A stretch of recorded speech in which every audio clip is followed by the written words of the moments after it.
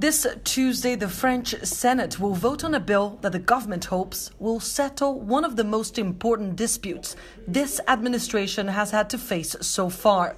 The reform of France's rail company, the SNCF, is a hot-button issue. The government says drastically changing the way the SNCF operates is crucial ahead of the opening of the sector to international players in 2020. But rail workers say this reform is a threat to their rights. Unions have been fighting against changes in the so-called cheminot status that grants rail workers early retirement and special pension programs. For them, what the government is proposing for the SNCF will effectively lead to the privatization of the entire sector.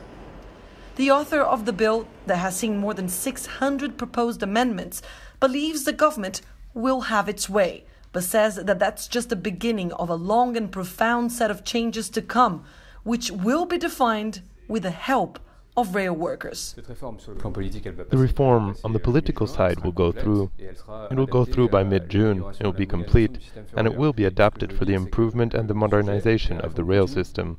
But what I want to say is that the reform will continue, because starting in June there will be talks about the collective convention, with all the unions at the negotiating table, and from then on they will have 2 years to conclude this collective agreement that should become a protection tool for workers in the rail sector.